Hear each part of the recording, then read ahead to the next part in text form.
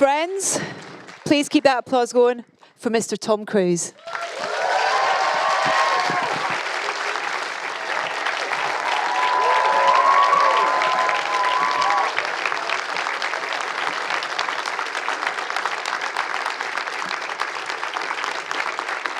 Thank you all very much.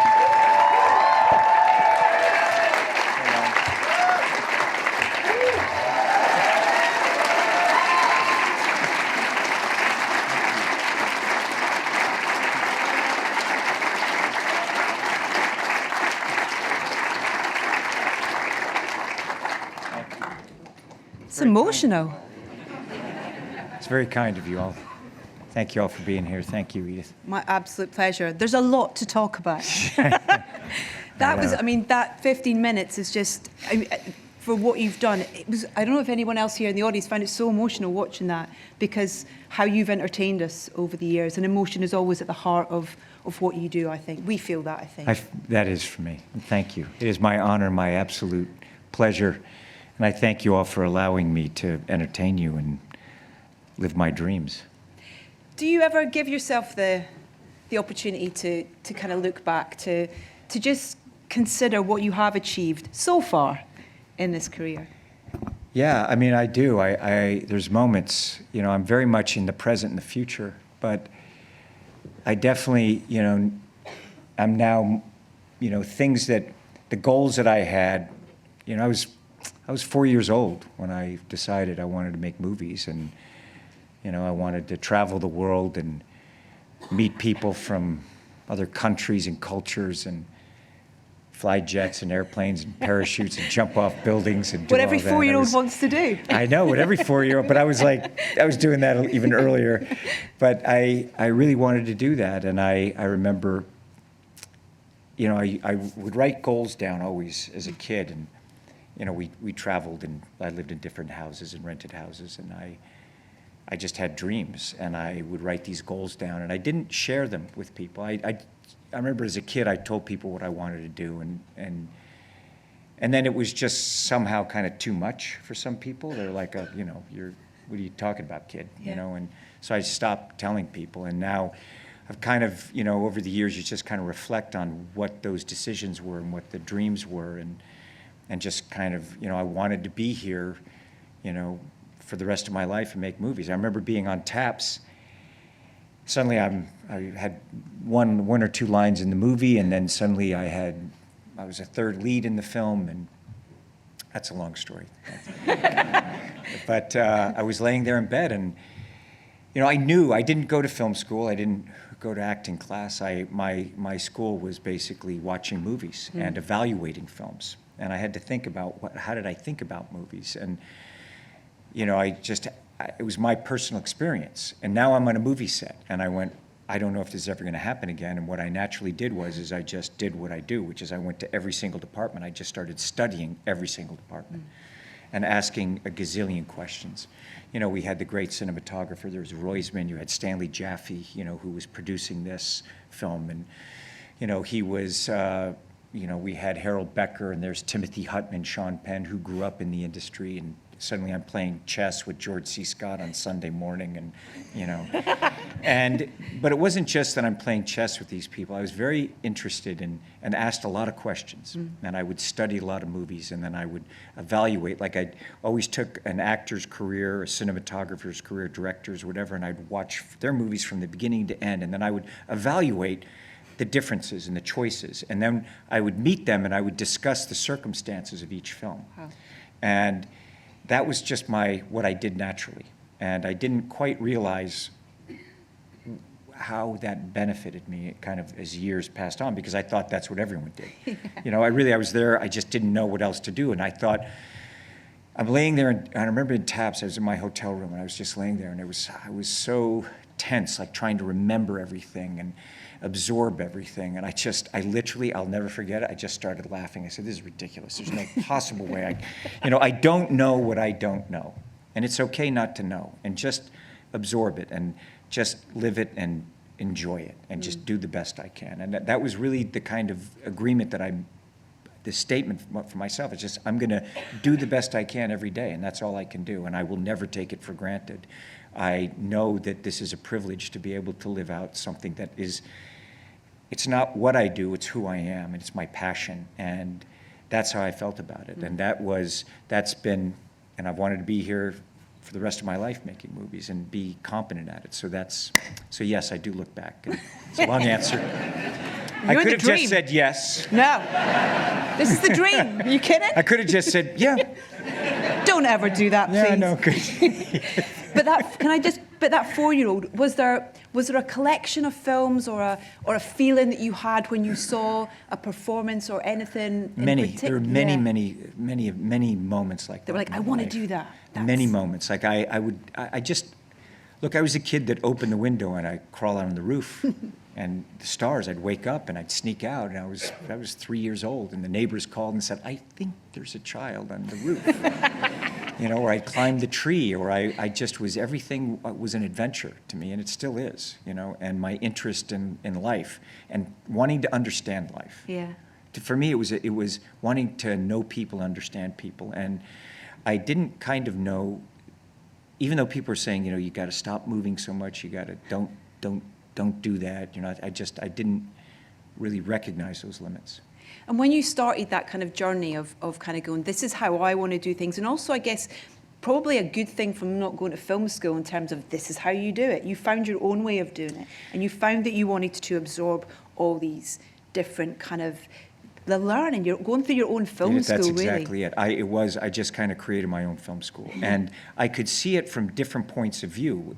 Everyone had a different point of view of what the film was. From the editor, cinematographer, the filmmakers, the audience, and different artists about their perspective on what storytelling is, what works for them. And I got to see it from their point of view and evaluate it, what is that for me? I was never someone who would, my experience with a story or a movie is my experience and what I feel and what I recognize. And then I'd sit in audiences, I'm like, did you have the same experience as I did? That's why I like cinema and the collective group of all of us together and sharing this experience together and bringing our own lives and our own stories and then experiencing it. I'm not someone who would read something to know how I should experience it. Yeah. Whatever art form it is, whatever culture it is, it's like I want to know for myself. I've never been someone to take someone's opinion. I'll listen, but I want to evaluate things for myself. And that's how I felt about movies. And the things that I would do is, and I still do, I study people's careers and I studied the history of movies and how they're made and kind of pull from that and see what things I felt worked with cinema.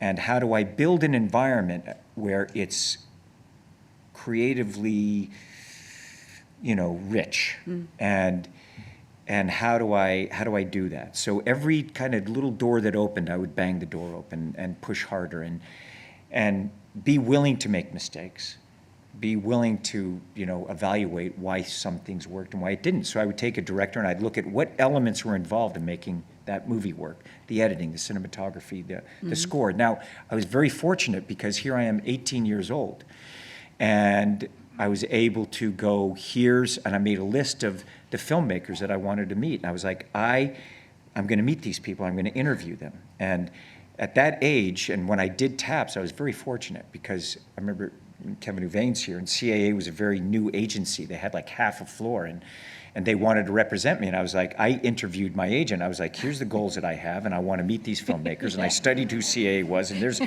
and I knew when I did TAPS, there was interest in representing me, and I didn't have an agent. And I was like, okay. And they were very helpful. People were very, very helpful. So I was able to interview Scorsese, Sidney Pollack, Newman. I met Hoffman when I was young, and Spielberg, and every step that I made, I was constantly, I studied movies, and then I studied the studio system, and then I studied distribution, and I would force the studios to send me to countries when I was very young. I was fortunate because I knew I had certain marketing consultations, Now, when you're 20 years old and you have marketing consultation, and I'm sitting at these desks, they were not excited to have me sit in those meetings. Who is this person? I was always like, I said, look, I don't know. I just want you to teach me and learn and see what you do. So I was then they started opening the doors. They realized I'm not trying to tell them what to do. I want to understand. Yeah. And I like to understand things and just put all the pieces together for me. And I wanted to go to these countries, and I would force the studios to send me to countries, and I wanted to understand, I wanted to see their movies with them, and I wanted to see the films that I made with them to see how is it communicating. Again, kind of a lifelong journey of how do you feel about life? Like, what things matter to you? Not just reading in some book, but I wanted to experience it, and I wanted to go to these places and work with them and know them, and then see their movies and make movies for them. So a lot of the things that I would then go and realize wow, there's not a lot of theaters around. And at that time, Hollywood was very Hollywood. It was about America, and I was very much about global. And I want to go to those places. I want to work there. So I want to be there. And I would watch these movies, and then eventually I came up. When I would go, it would take months to travel, and I'm like, I make movies all the time. Like, I don't have time off. I don't want time off. I want to make movies. And so that's when I came up with the red carpet premieres. I was like, I can do, let's bring the Hollywood kind of culture to them. And I came up with the red carpet premieres, and then I could do a country every other day or a day, and then travel around or spend days there where I could have days where I could go to the movies, spend time with artists, and really kind of scout the areas. And that's what I would do. I'd go and look at those areas. This is before the internet, way before the internet. Okay? Before you all were born.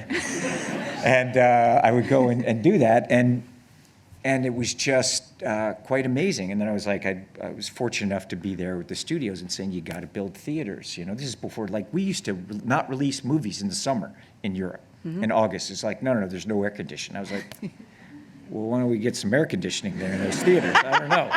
Maybe it's just me, but let's just pump a little air conditioning. I mean, that's a couple of extra weeks. We can, let's go. Yeah. So those are the kind of things and I would always bring it back to movies and stories and, just constantly learn something and then try to apply it to the next, right? I have a broad taste in music and art, cinema, and I wanted to understand that kind of storytelling, whether it was thriller or action or comedy, character comedy, different kinds. And I was like, I made a list, even as a kid, of all the movies, kind of different films that I want to make, and I would take it and I'd study that entire genre, then I'd test myself, can I do it? Yeah. What's it like? And I was very fortunate. I mean, the people that I've worked with, they're very generous with me, very gracious, and shared their viewpoints and allowed me in. And to be able to look at that and work with these people for many years, the development with different artists, great writers and producers and actors. And so it's that is my journey still. Yeah. I mean, early on you had the opportunity, you mentioned some of those names already in terms of those huge directors you were able to work with kind of really early on. Were they, Spielberg you mentioned as well, in terms of helping you develop scripts and being able to go to him to kind of as a soundboard sort of thing. How important was it you to have mentors like that and people who were kind of sounding boards that you knew that you could kind of go to and get advice from or learn more from as well? Everyone. It wasn't just Stephen. It was cinematographers. I'm going through. Owen Royceman is on the set, taking me through lenses, taking me through film. So the development of those things, and it was going to people's sets and evaluating these things. And it was, look, it's very important. I say to artists, it's like, I'm going to tell you the things that I learned. What is important is what is true for you, and what you're going to find your own voice. I'm going to tell you what I realize is like, here's a tool. Understand that tool, understand the camera, evaluate structure for yourself. Like these things that I really just evaluated for myself, story structure. And what makes, how can I, understand what a structure is? And it's not, now we all have the kind of act 1, 2, 3, and kind of people are kind of doing it. It's not that. That's not what it is. It's like I have to have a structure which will allow the drama that I want, the humor that I want, the engagement that I want. What is the purpose of a story? What is it for me? And for me, it was always, I'm an audience. I'm that guy sitting in the dark theater being entertained by all kinds of movies. And as I'm being entertained, I was wondering, what tools did they use to create this effect? What was it? Not just the mechanical tools, but the dreams, the ideas, the emotion, and how do we convey that? So I wanted to understand all of that, and that for me was understanding the writing, the structure of that, how films are put together, the alchemy of that, it's all of these elements, that it's our film, and getting people to invest in that way, that it's our film. And it's a living thing. You can't just write something out and shoot it. It's alive, and you have artists. And so the things that interested me was, I'm looking at artists, and then you build the story around them. You build the characters around them. Those characters that I created, I worked with the writers and directors, but it was also just, I'm creating this. So those are the things that I had to evaluate myself, like what is that? And see, I'm looking to create an effect on an audience. Mm-hmm. Are the tools that I'm using, even my body, the emotions, understanding the frame, my cast, the writing, all of us together, is it creating the effect that I want in that audience? I'm not making them for me. I'm making it for me, that I love making it, and it's a tremendous joy to make it.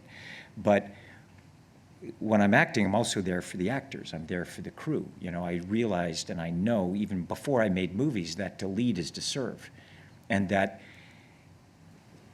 we're looking at our industry, and it's important to help each other to become competent, to strive for competency. And it's great to study knowledge for knowledge. It's a wonderful, knowledge is a fun thing to know, and we can kind of quote things back and, who did what, whatever. But if you have a tool that a knowledge that you can apply, I'm looking for knowledge that I can use, not theory. I want to know, when I apply this, does it create the effects that I want, and how do I do that? So that's also something for me. I think that even as a kid, when I was cutting grass, you didn't cut grass well, the guy didn't ask you to come back and cut the grass. It was very simple. And I needed to cut the grass because I needed the money, when I was a little kid, and you're going through it. And so I was like, oh, I better be damn good at cutting grass, and that's my dream. And so those are the things that I've learned and that I apply to my life. When you were making those kind of choices, after Risky Business, probably when things started really, that attention on you, that leading. It's interesting. It happened right away. Yeah. With Taps. Everything happened fast. Yeah. Like all of a sudden, honestly, it was like, it just happened fast. And I feel it. Well, I didn't just feel it. It was like it was happening. No, it was happening. Like the phone calls of this, and I was very, I would go to the studios. I'd go and I was right there, like very early on. And I knew, as I said, I was like, I don't know what I don't know. And I'm here to learn, I'm here to listen, and also find out, just because someone says something doesn't mean it's true or that it's effective. So I also, even when I was kind of growing up, looking and seeing what are my personal goals? What do I want to do? And I wanted to make great films, and I wanted to learn how to make great films. And as you're learning, you're going, how do I learn to make great films? And what is a great film to me? Yeah. And so right away with Taps, I was offered other films immediately. And I did a film, and it was called Tijuana at first, and it was with Hanson, Curtis Hanson, who went on to direct L.A. Confidential. And Shelley Long was in there, and it was Jackie Earle Haley. And coming out of Taps, which was, we spent, 6 weeks with rehearsals, and there was an environment that Stanley Jaffe and Harold Becker had created that really defined the rest of my career. Because then I went on to Tijuana, I was like, okay, whoa, I'm making this movie, and the quality wasn't there, and the intention to make a great film, because what they told me what it was going to be and what it ended up being were two different things. And I was in it, I was like, I always made my own decisions. Like, I listen to people, I listen to advices, but I hold my own counsel with everything. It is literally like, if I'm not, I know these are my decisions in everything in my life. It's like, I am responsible for it. So I was very much, when I did it, I was like, I'm choosing, and it was an incredible learning experience, because it was the first time I realized, like, some people didn't know how to make movies. And some people didn't have the same level of passion or quality commitment.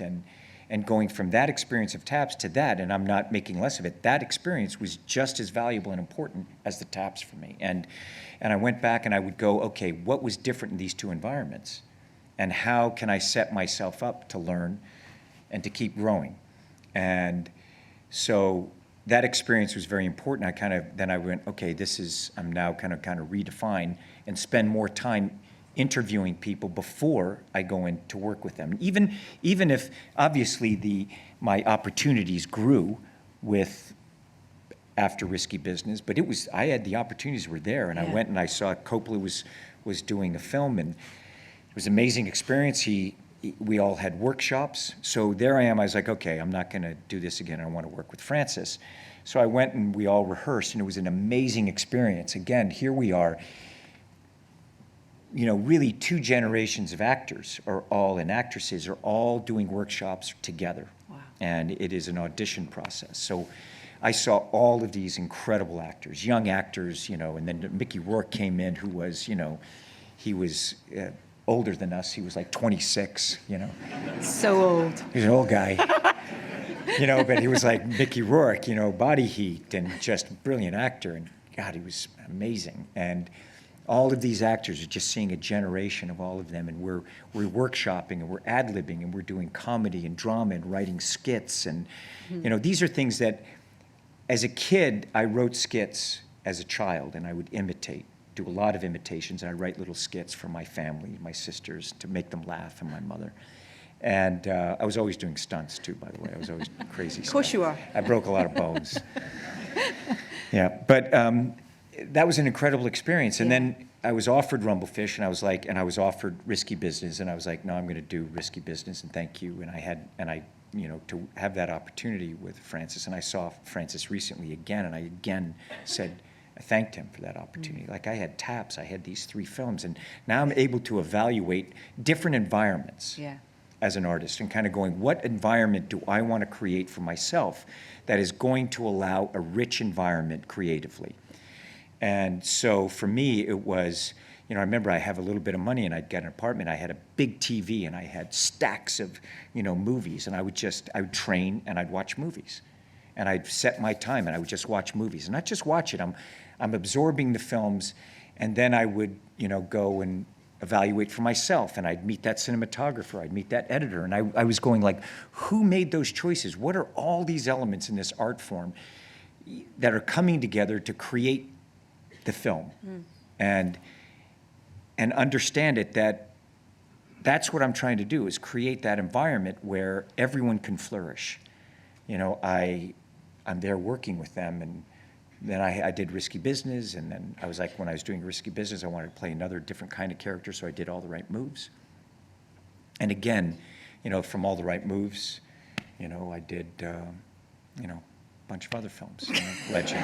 Oh, I've got a list. A bunch of other movies somewhere around there. I did some other things, I guess, along the way. I mean, that was one of the joyful things about today was just diving into your back catalogue. And there's so much. It would be impossible to talk about everything tonight, but there's a few, if you don't mind, just kind of picking up please. to kind of talk about, and for different reasons as well. A Few Good Men. Yeah. I'm going to jump around kind of different time frames and generation stuff. It's beautiful, and Rob Reiner, and that amazing cast. That was an extraordinary experience. I remember I was in New York, and Rob said, go see the play. I was out of town, I was out of the country at that time, and I went and saw the play, and I called him back. I said, great, let's go make the movie, let's go do it. And I remember when Jack Nicholson said that he would play the role, I remember I was like, that was an extraordinary experience working with Jack, and it was very unique. We're at Culver City Studios, and where he did Chinatown and other films in his career. So the generosity of these artists, where you're able to, I'd studied his whole career, and they're very generous with not just talking about kind of the gossip of things, it's how things came together. Now, at this point, Bob Towne was a friend of mine, and I'd spent a lot of time with Bob Towne and that generation, and seeing that kind of how his development, where that came from, and the influences of that. And now with Nicholson or with Newman or, many different other artisans, those are the big names, but they were take me through the various productions that I knew they were productions, you know, and I started to be able to evaluate as I'm looking at the film how it came together. And they were very generous of saying, well, you know, the positives and the negatives from their perspective, okay? Yeah. And I remember the Nicholson scene when we were there in the, you know, courtroom. Suddenly I'm looking around and the rafters were filled and people, you know, we were making movies in LA at that point, and the rafters are filled and people were coming in just to see this scene. Like the town knew that we were shooting it and they would come just to see the scene, to see us go at it. Yeah, people were kind of surrounding and filling the rafters around just to watch Nicholson and I go at it. And it was magnificent to watch him and see what a wordsmith he is, you know, like a great crooner, to see him carve up the dialogue and make it his own and find his own stillness. And, you know, and you could see he had his hat. And I was like, look, I'll go first, you know, with this. And he was very generous, an actor's actor. He's off camera the whole time, just feeding me, and very supportive. And he'd be like, oh, that was a good take, good, Tommy, nice, Tommy. You know, always like pull me aside, and that was a nice one, Tommy. Remember that in the next one. Yes. You know, and just really like lovely. And he just loved it, me going at him. And I could just see also as I'm doing it in the same way, like, you know, when you're acting, you're in the performance, but it's very much kind of I don't know how to describe it. I'm filling the space. Do you know what I'm saying? You're there, but I'm also watching him. It just has this, it's a wonderful, wonderful feeling creating like that. And especially like with Nicholson, he's just right there. He just very present. And I could see he had the hat. And, you know, Nicholson, and I spent a lot of time even, you know, just teaching actors about the lens and understanding what the lens is. You know, it's important to understand the tools around you and what you're doing, and just don't, you know, you're here like this. Nicholson understands that lens. And those guys that came up, Newman, all of them understood the lens. You know, it's like understanding the stage as an actor, you know, on stage. But a lot of artists it's not taught in film school to understand what the lens is and what to do and why the eye movements and not the eye movements, the eyebrows or the breath, and recognize what effect that has. And it's not that and you can't just get locked into that, but you must understand there's a tech to it, you know? Art, the derivation of art is skill. It's not, there's a skill to that, and there's a skill to performing in the various, and stage is different than movies, and movies are different than television, but you could see Nicholson, he understood it so well, the stillness and what he knew, the power of that character. And when you see him, he just started to grip that hat, and he was looking for his center, and you could feel his voice start to relax and his face start to relax, and you could feel the energy that he was going, and he just centered it like, and just throwing like just lasers as the film went on. And he knew what he was doing, and he was absolutely correct. And every actor, you know, when you're working with them, that they understand their art form to that degree. You know, you spend time, I always tell actors, spend time in the editing room, you know, produce a movie and really understand and study movies, study old movies, study new movies, recognize what the composition is giving you, you know, from comedy to drama, know what those lenses are, and know how to use it to your benefit, and understand the lighting, you know. You look at guys like Brando in The Godfather, he knew what Gordon Willis was doing. He absolutely understood the lighting and the lenses. You know, all the greats, they understand it. So that's what he did, and you could just feel him as I'm going off camera and I'm coming at him, and you could feel that, him centering himself and just delivering that. It was awesome. It was really very exciting. And infectious for you, playing opposite that as well, in terms of the energy you take from Oh my gosh, and the whole courtroom, you know, everyone, and all those actors. I mean, what a cast, you know, we had on that. And that's why Nicholson's there off camera, you know. I'm always there off camera, and I'm there, I do my own inserts, you know. When you see a hand there and those things with a foot, it's like, it's me. I want to be on the movie set, you know. I love it. I love seeing the actors and being part of that and contributing to that. It's, you know, I see old Hollywood, one of the things that they would do is they'd see an actor, an artist, and they had a good sense of, oh, there's a light, you can see it. And they would nurture in the best of it. They would nurture it and then develop the films for them. You know, Chaplin and Harold Lloyd, Buster Keaton, all those guys, they started out in vaudeville, and they tested their performances and their skills in front of a live audience. So they would develop the material for themselves and test it. And now, you know, those skills, I realize early on that I have to train myself in these skills. There's not that system.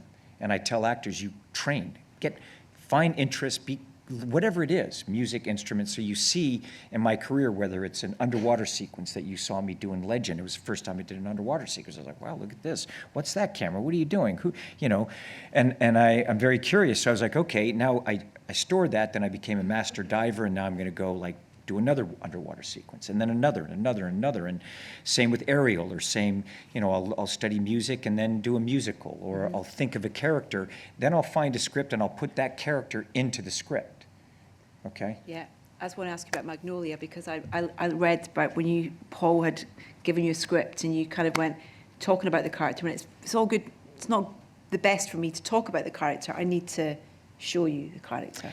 Yeah, I mean, some things you go, it was, that character, you know, the whole monologue wasn't there at the beginning. That wasn't there. There was a couple of sentences, and I was like, and I remember I was working on somebody who's telling like, oh, I want you to wear this. I said, okay, Paul, I got it. I said, look, just come over to my place. Let's do the wardrobe fitting. And I remember he wanted me in like Izod shirts and khaki. I was like, I don't think that's this guy. Let me just show you my instincts on this. So I created that whole character. I was in my screening room. I had him. I said, just sit down right here in my screening room. And I lit it, you know, and I had the whole music. And I basically wrote the opening monologue, you know, my version. And I was like, let me just show you what I'm going to do. And he was like literally right here sitting. And I had a stage. And I had it lit, you know what I mean? And I had the big speakers. Dun, dun, dun, dun, dun, dun, dun, dun, dun, dun, dun. And I just, as I was doing it, I could just see his face. He's like, what? Fuck. I was like, I don't know, this is Mackey to me, you know what I mean? It's like, and boom, you know, so, and then what's nice is, you know, you show them and then it evolves from there. And then every day, like we were writing those monologues, and I just had a list of things that, there's stuff that, look, I do research on things, I do it, but yeah, I create characters like that. You know, you just go, I can do it. And you work on it.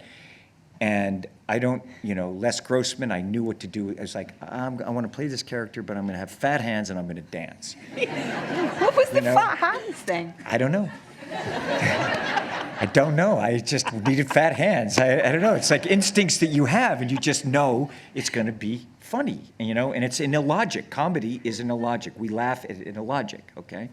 So there's certain things that you get an instinct, and it's, you know, when you're shooting a film, it's like you prepare, and believe me, I prepare everything, and we're going through it, and there's a lot of communication and dialogue about character and story, but then it's just we're in the moment, the camera's rolling, and for me, I'm rehearsing. It's there. Every take, it's like, it's now.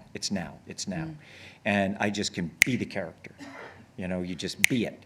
And then, you know, there's times that I've worked on, I was shooting 3 films at once at some point, or McHugh, what was it like? What did we do? 12.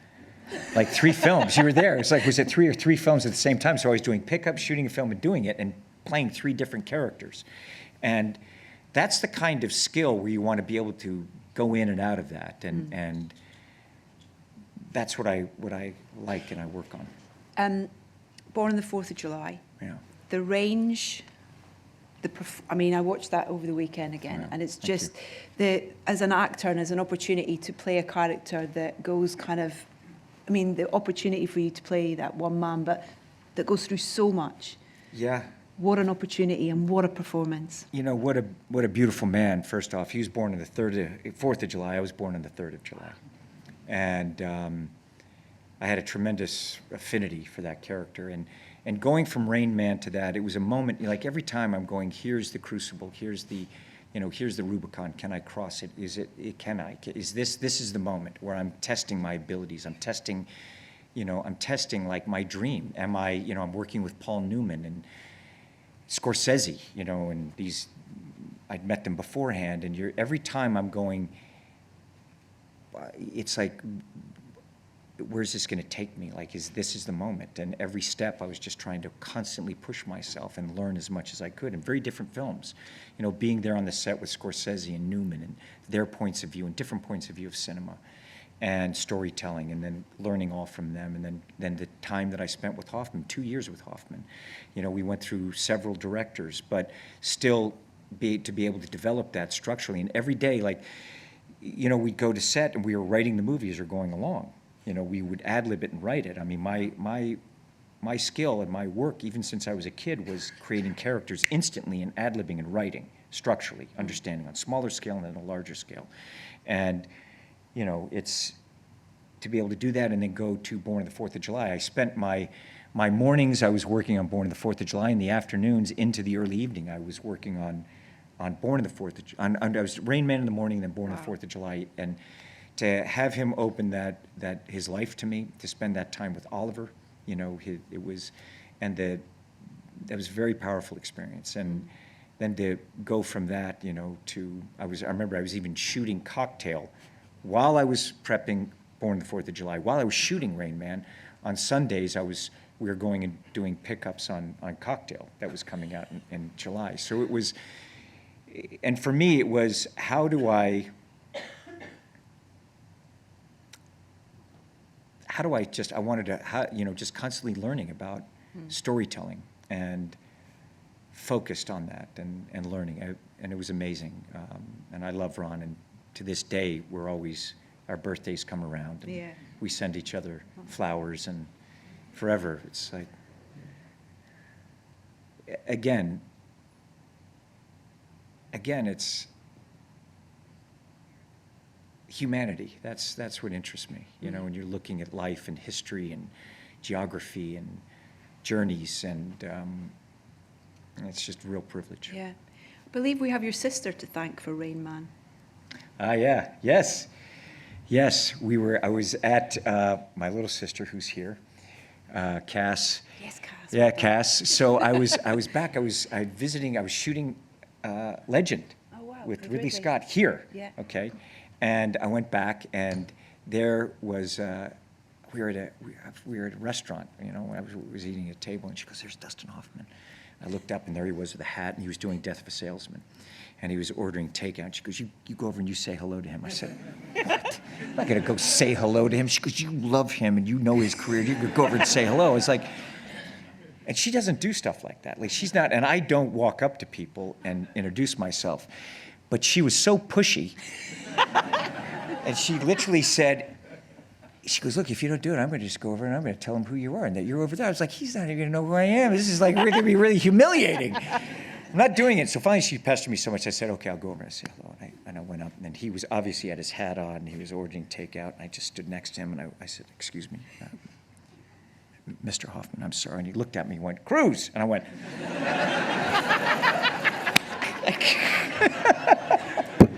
I was like, you know, because Risky Business, The Graduate, it's one of the films that you got to look at as an actor when you're looking at, you know, at coming of age. And that's how I met him. And he's like, "Oh, we're already in town. You've seen," it was like, I think it was the last week of Death of a Salesman. I said, "No, sir." I said, "It was sold out, standing room only." He says, "Well, come to see it." And I said, "Well, can I bring my sister?"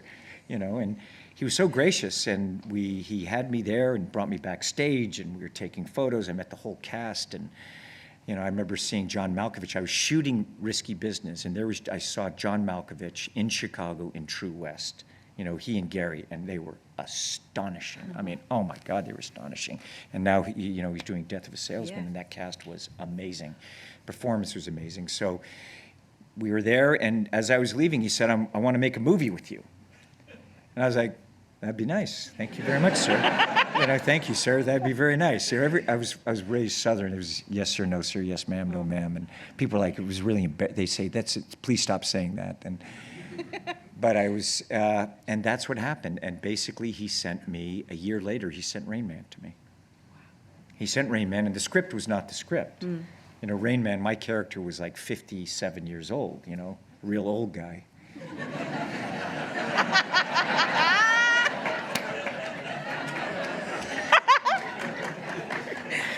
I can say that now. So, so I was like, and he goes, I want you to play this character, and I'm going to play Raymond. And so anyway, it was a tremendous journey, because also part of my things, I would meet writers and screenwriters, and we're seeing how to develop it, and the rhythm, and us finding the tone and the rhythm.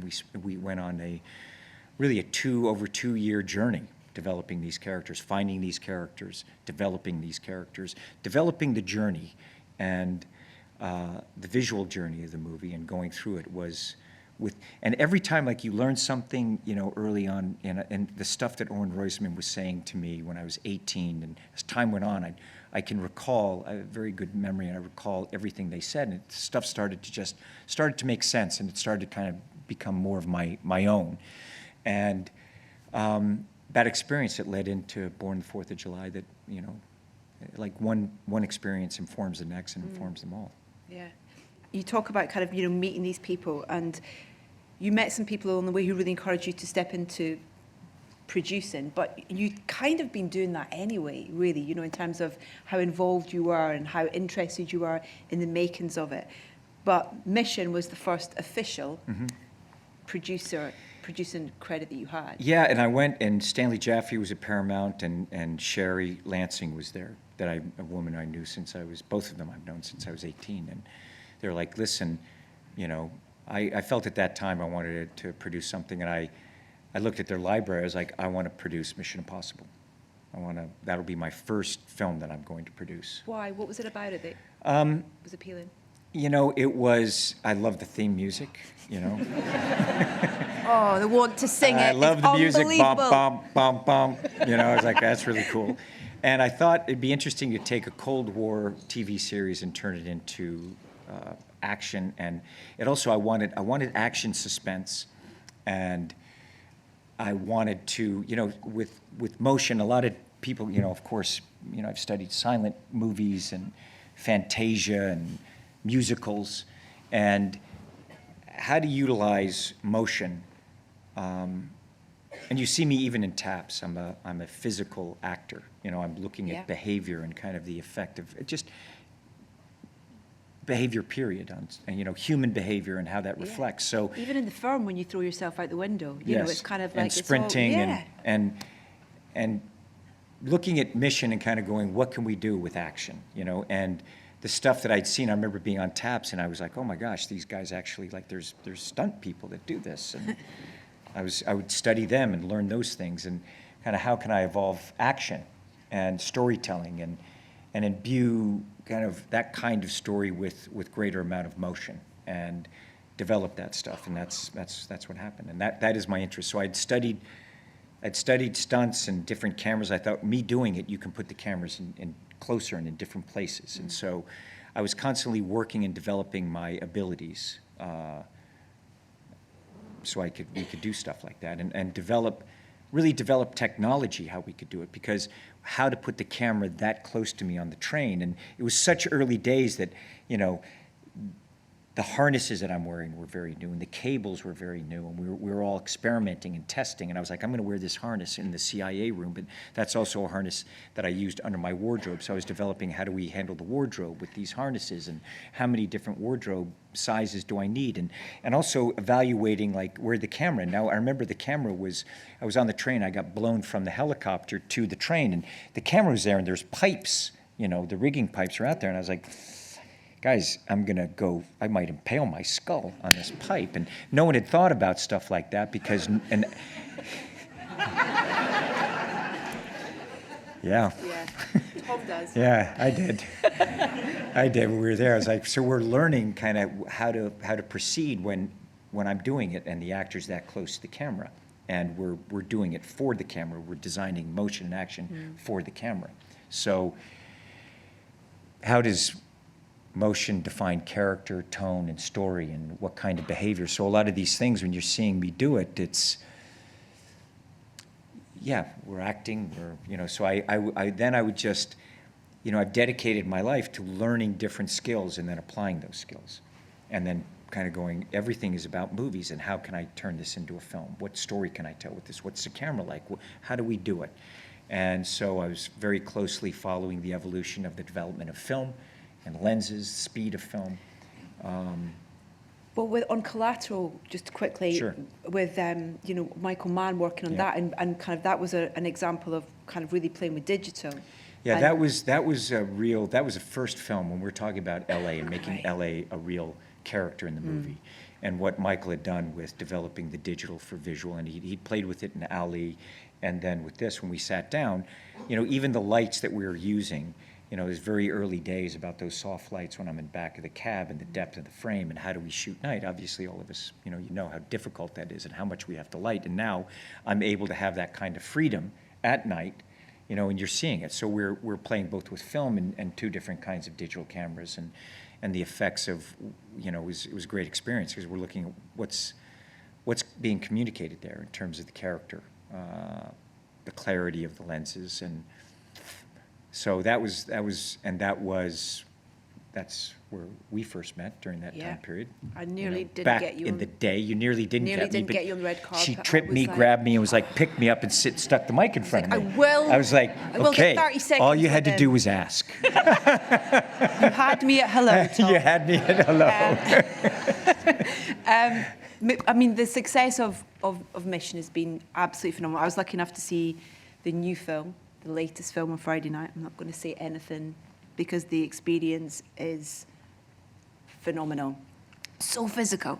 And it wouldn't be that without the gentleman who's here, my creative brother, Christopher McQuarrie.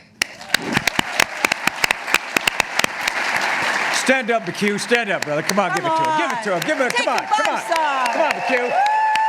Come on, brother. And Eddie Hamilton, where are you? The editor? Eddie! Okay. Wow. Eddie Hamilton. Top Gun Maverick. Without too. Eddie? Top Gun Maverick as well. Eddie is Top Gun. Oh, yeah. Eddie, all these Top Gun Maverick. yeah. He won the Eddie and the Hamilton. He's our Eddie Hamilton. And the whole team. So that doesn't happen without him. He's uncredited in Ghost Protocol. He really structured that movie and came in. I'd shot 3 months on it, and I knew, I was like, just different things. Like, I will shoot something, and I'm picturing it in the editing room, the story, and I covered my bases, and I can't tell you just how brilliant this man is. I mean, truly, people say that. He's very humble, and he's a guy who, an exceptional storyteller. And the moment I met him, I remember he walked out, and I was like, I'm going to work with this guy, for the rest of my life. He's someone that I love working with him. I enjoy the creative process with him. And he could see stuff, and when he came in, I was like, I knew I didn't have the story. I was like, there's no story. I had a lot of pieces in place, and I called him, and he came on set. And you might have to tell this quick story. I'm just going to tell a quick story about it. You guys want to hear about Ghost Protocol, a little quick story? Yeah. Okay, I'll tell you this quick story about it. So I didn't tell anyone that McHugh was coming to the set. Brad was there and Simon Pegg, and I was like, I know I need help with the script. The story's not there. And I called him over Christmas, and I was like, where are you guys? Come on. I need you to, come and let's talk about the story and come help me out with this. And so he flew up to Vancouver, and we're shooting this scene. I'm shooting the glove scene. I'd already shot the action where I go on the wall, and we'd shot Dubai. I shot most of the action sequences except the garage scene we hadn't shot yet. And there I am, and it was like, I didn't know why I was on the side of the Burj. I was like, we'll figure that out later. I'll figure it out later. We'll work it out. Problems for another day, information. So I'm here with Simon Pegg, and, I'm holding up the gloves, and I'm just waiting. I was like, where are you, McHugh? He's supposed to land, and then I got the message. He's on the plane. He's coming here. He's landed. He's at the airport, and I know we're shooting this scene. And I can't wait for McHugh to get here. Like, he and I, we talk things over, and it's just like lightning fast. It's stunning to people. I can't even express it. So anyway, I shows up, and through the crew, oh, he's on set, he's there, my assistant said, and I looked across, there's McHugh, and I'm standing here, and we're trying to figure out the scene. Brad is where you are, and Simon's standing in front of me, and I'm holding the gloves up, and I'm just going, I know this, what we're doing doesn't work. And McHugh's standing over there, oh, McHugh, come on over. And he came over, and Brad and Simon are sitting there, said, hey, McHugh, how are you? But Brad is Simon, how are you? And they're kind of looking at me confused, like, what's this guy, like, we're trying to figure this scene out. I said, so, McHugh, I need help with this scene. And I'm trying to figure out, like, the gloves, And he goes, okay, well, what's the problem? I said, well, he goes, well, how's it work? And I said, well, what is it? Red light means it won't stick anymore, and blue means it sticks, and I can go up the wall and climb the whole thing. And he just, without even a breath, he goes, oh, well, blue is glue, red is dead.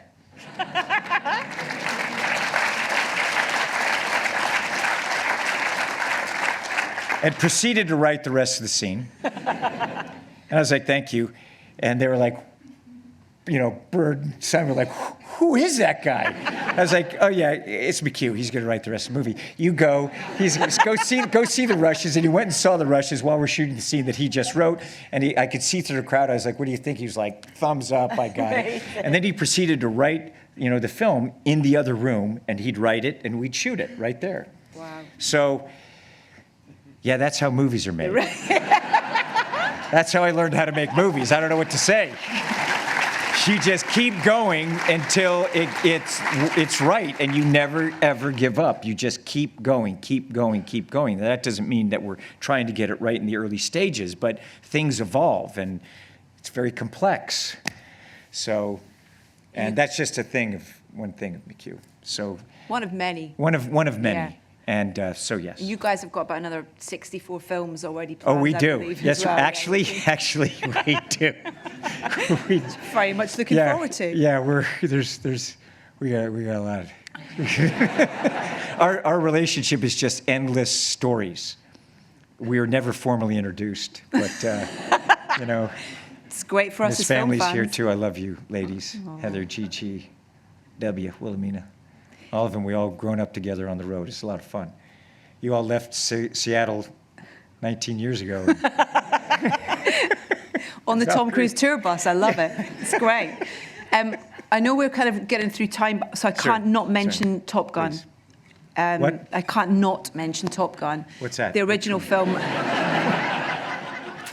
It's a wee film. Gun. It's a tiny wee film that a few people have seen, yes. that you finally gave us the Okay. sequel to, which McHugh was involved in as well, massively. Yes. But I mean, what was it like? That was amazing. First of all, I just have to say, I know we don't have a lot of time, but I'm going to say, because we're here in England, this is BFI, I remember I was offered Legend, and here I am working with Ridley Scott. And I remember flying to London for the first time, getting off the plane, and I was in a car, and I was driving with the car, and I was, my driver was like, he was a studio driver in England, and I was like, well, I'm always like, what movie did you work on? What'd you do? And he was like, he drove David Lean, and, during Lawrence. And I was like, oh my gosh, he's just started telling me stories about David Lean. And eventually I made him take me to the parking place where he would drop David Lean off in the editing room. Okay, it's like this, yeah, I'm that kind of guy, So, and we talk, he parked there, and I'd make him tell me stories about it, and David Lean, as he's working on the film, and the times that he had with him. But anyway, he drove me to Pinewood Studios, and we went through that gate to Pinewood Studios, and there we were at lunch, and there's the production designer, the cinematographer, and Ridley Scott, and it's lunchtime, and there's the pub. There's a pub at the studio, okay? Yeah, really. And these guys, and there we were, and they took me, we had lunch, and they took me to the Bond stage. And here I am, like the Bond stage, and there's this gorgeous forest that's being built. And Ridley's talking about what he's going to do. So I'm at the Bond stage. Now, the places I grew up in, I'm in America, small towns and different places. And now here I am, still in, the dream. And then, anyway, I worked with Ridley. I learned a tremendous amount, being on set with him and seeing a whole different kind of filmmaking process. And then he said, you should go meet me brother. Yeah, just like that. Yeah, go meet me brother. I was like, okay. And they wanted me to make Top Gun for about a year, and I was, and then Tony came on, and I went and I met, with Jerry Bruckheimer and Don Simpson, two brilliant producers, and Tony Scott, and I went and I met them, and there's, they took me through it at that time, and Yeah, I remember going in and they really wanted me to do it, and I really wanted to work with them and have that opportunity, kind of the next step, what I felt for my education, having gone through, everything that I'd done. And so I got in the car, and I was, my agent at the time was like taking me to the airport. I said, look, I'm going to make this movie, okay? I said, but don't tell them that. I said, I negotiated a deal where they had to allow me into every production meeting, every aspect, like behind the scenes, and see how Don and Jerry produce movies, every aspect of it. And also, this is when I started getting like more creative controls and stuff like that. So, and that's what happened basically. And then it was just an amazing experience and another level, learning from them and having lifelong friends with them. And it was an extraordinary experience. To be able to see Tony Scott, what he accomplished with those jets was extraordinary. And also in Days of Thunder, I worked with him. He changed aerial photography. He changed motorsports. The way that you see these sports being filmed today is because of Tony Scott. And I want everyone to know that, what an artist he is. And, I love him. And I love Ridley, and I'm very grateful to them and the time that we spent together, and amazing artists. And it was an exceptional experience making that movie. The actors that we got to work with, and Val coming on board. I remember Val, he was like, we basically begged him to do it. And Anthony Edwards and Kelly, all of them came in, and it was very, very special for all of us. How was it to not replay a character, but revisit a character? It's the first time you've... Yeah, it was, apart from Mission, and I did one with Reacher, but it was Top Gun. They wanted me to make Top Gun immediately. They were talking about the sequels, and actually some of what we ended up with was an early idea that we had, that Jerry, Don, and I had spoken of, and if we ever do it, what would that be? And actually, McHugh came on very early on in the story process, like 10 years before we were talking about it. And McHugh would constantly, like, as I said, like, oh yeah, more than that, wasn't it, McHugh? Was it 10 years? Bloody hell. 11 years before. And he and I, like, we talk about movies. Like, we'll look at something, we'll create a story based on it. So we'd visit kind of Top Gun. And it was extraordinary doing it. The studio wanted me to make Top Gun over and over. And I was like, I said, look, I'm not...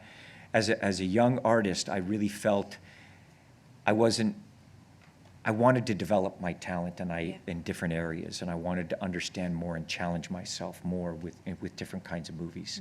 I know they're wrapping you up. Yeah. We're good. Hang on, let me finish. You're getting a little dance from the We're good. Hang on. Let me finish this. So, anyway. We know you loved it. Good. Anyway, it was great. It was great. A couple of quick things. When are we getting the Len Grossman film? I beg your pardon? When are we getting the Les Grossman film? We're talking McHugh? about Tomorrow, right? Tomorrow, thank you. Love it. Yeah, thank you. I'd love to work with Ben again. We're big fans of Ben Stiller. I think he's just so talented. And, you look at what he's doing as a director and the things that he's created, he's enormous. Yeah. He's a good friend, and we're big fans of his. Very talented man. What's on the dreams list still? Oh, still, there's like, what isn't? It's... Musical? Oh, I have many. Definitely musical. Absolutely. Definitely musicals, dramas, action, adventures. It's endless. My goals are endless. They're wrapping it up. Edith. Shut up. Yeah. That's to me, not you. No, and to me too. No. The new Mission is out on the 21st of this month. And the one thing I will say about it is that it's like this gorgeous meal with ingredients from every film prior to it. It's so delicious and brilliant and fun. And you all need to go and see it on the biggest screen possible. It's phenomenal. Way to go, guys. Tom Cruise. That's Eddie and McHugh, these guys, what they did. Beautiful. Amazing. Amazingly, I got to say about Eddie, how privileged it is to work with you on so many different kinds of movies and what you do. It's like you are really exceptional. And as a human being and someone to work with always, it's like, it's fun. It's fun doing it. It's like under tremendous pressure, and it's always, it's a lot. A lot of fun.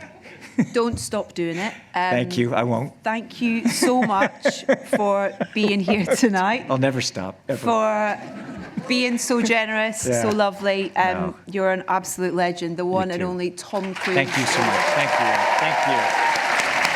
Thank you guys for being here. Thank you.